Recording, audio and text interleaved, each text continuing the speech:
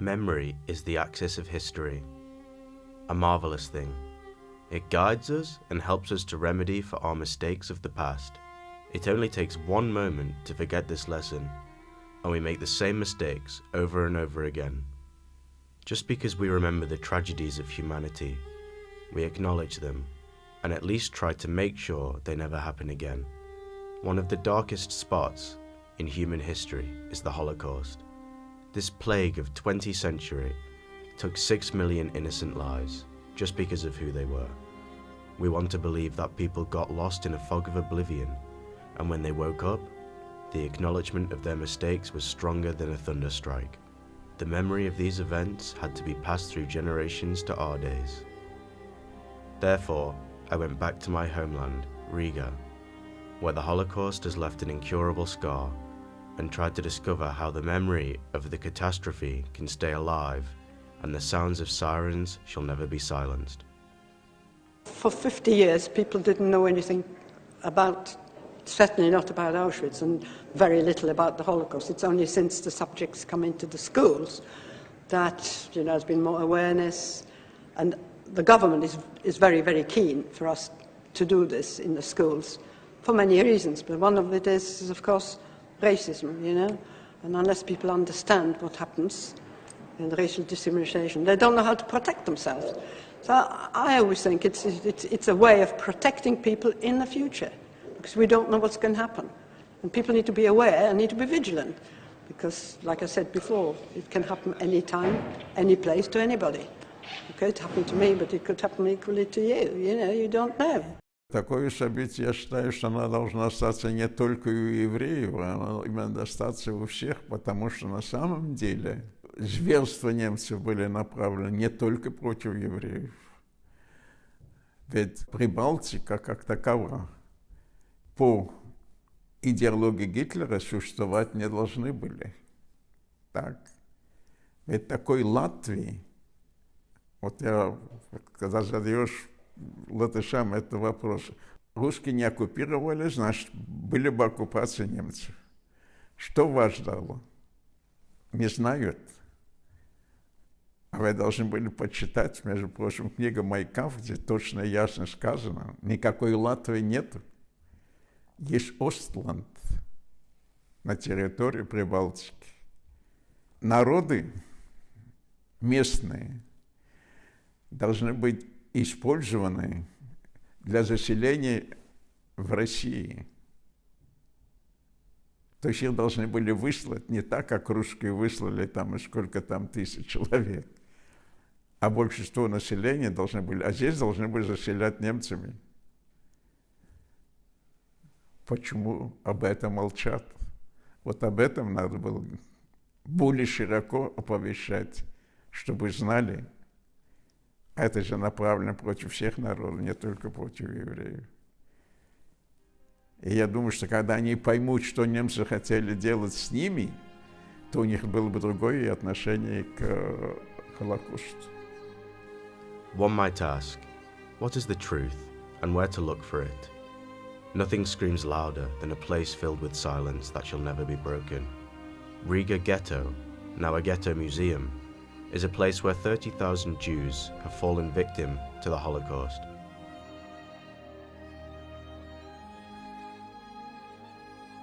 Мы знаем, что сейчас в мире существуют и не только люди, но и целые, так сказать, организации, которые пытаются отрицать Холокост или уменьшают количество погибших в этой страшной трагедии евреев всего мира. Была, так сказать, операция под названием «Большой обман», и мы не можем себе даже представить и тех эмоций, которые охватывали людей, оказавшихся зимой, или поздней осенью и зимой 41-42 годов в холодной зимней Риге, заснеженной, морозной, в то время как перед отправкой им якобы ставили в паспорта визы в Бразилию, в Индию и подобные, так сказать, направления. Вот эти палачи, которые фотографируются, улыбаясь на рижском перроне Рижского вокзала, железнодорожного вокзала. Это машинист, который вез жертв Холокоста, будущих сюда в Ригу. Ну и здесь вы видите хронику, как их отправляли и депортировали с разных вокзалов. И, конечно же, списки вот этих людей, здесь обрывки, такие символические списки тех, кого депортировали. Italy, Israel, Netherlands, Sweden, Finland, Berlin, Bremen, England, Australia, Korea, America. Конечно же, Израиль, Германия, Великобритания, Россия, Украина, Белоруссия, из Латинской Америки. То есть география самая-самая обширная, и я думаю, не каждый музей может похвастаться. Летом сюда очень часто приезжают целыми автобусами с паромов, которые приходят в Ригу. Вот. Очень много бывает школьников, бывает молодежи, бывает людей разного возраста. И это, конечно же, радует нас тем, что мы избрали правильный путь, и память о таких трагедиях, которые не должны повториться, она получает адресного посетителя. На стенах никаких обоев не было. Были газеты, которыми обклеивались. И газеты эти самые настоящие. Это газеты 20-30-х годов. Купленные были, не знаю, в антиквариатах. И обклеены так вот, как это... Вы видите, как это выглядело. Если бы народ был ознакомлен с истинными положениями дел, а не враньем, которое мы часто слушаем, конечно, положение было бы другое. Оно было бы более справедливое или более сдержанное и более разумное. Потому что правда все-таки это самый надежный способ, как воспитывать людей и как убеждать этих людей. After the Holocaust, as I again understood, I read, I heard, it's like the people who came to Israel after the Holocaust, so the people in Israel looked at them as if they were losers. Like, why didn't you protect yourself? How did you let this happen to you? Like, you're all these weak people, you know, and that's why you were slaughtered like sheep. You know, this is the most, that's a real tragedy. The people who actually lived through it and survived, and then the welcome they got was, well, let's say in Israel at that time, they just won the independence war, and, and we're strong, and we're protecting ourselves, so no, this is, this is really serious. It's serious, and it's part of history, and it has to be clear, why did it happen, and how they did not have a choice, and whoever did have a choice fought, but mostly they were really doomed. Holocaust is an unspeakable horror, unimaginable. Through art, people try to capture and recreate the memories and emotions for those who went through this. Cinema is a very strong and yet a very controversial art method to depict the history. Indeed, we cannot accurately show what the victims felt. Those who saw gas cameras have long left this world. Words are never enough, they are meaningless. What role then does cinema play in preservation of those memories? Film o Schindleре, он служит разоблачению экстремизма. Дальше такой Шиндлер был такой Шиндлер. В Аушвице нам рассказывали, ну, я не был там, где этот его завод, рассказывали, где его завод стоял, я представляю все об этом. И он спас более 1000 людей, правда?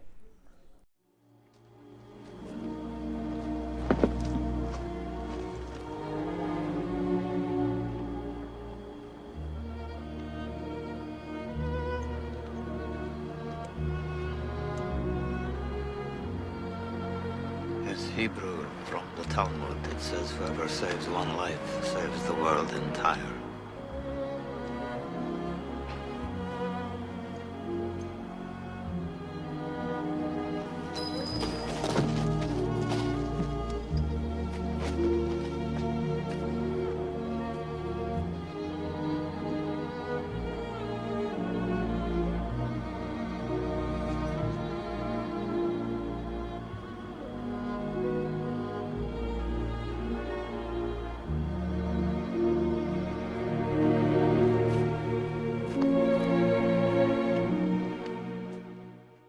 Человечность не погасла тогда и не исчезла, несмотря на ужасы Холокоста.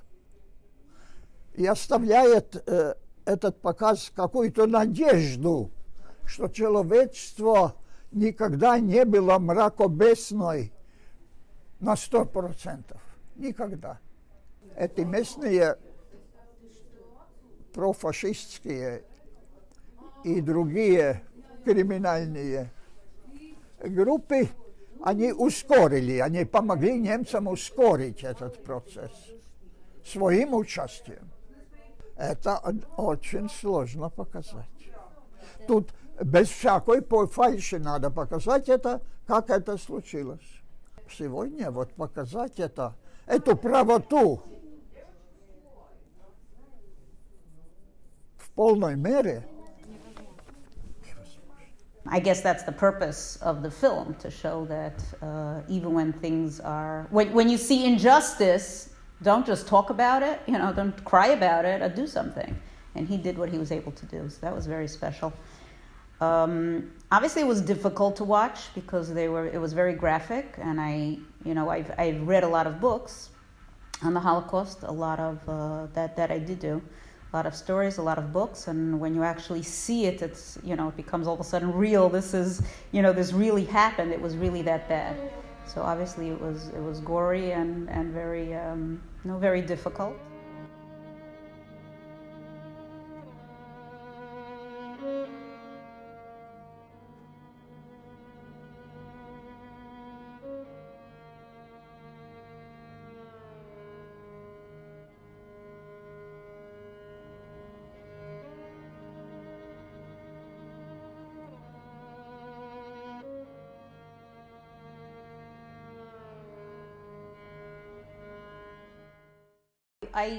I wouldn't show the film to my children. It's not something that I think is important.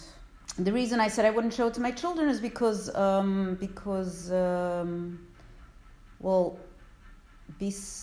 there's a lot of things that I don't want my kids to be exposed to. Like the Rebbe mentioned, the world is a jungle. I don't have to bring my kids into the jungle. The jungle is there, and they'll hit it. It's not something that I want to bring them to. So we are open to the world. It's just my kids know that that's the world, and we have something special, holy, and pure, and and we have the truth, and we don't have to look somewhere else. So me personally, when I saw this film, something like maybe very silly bothered me.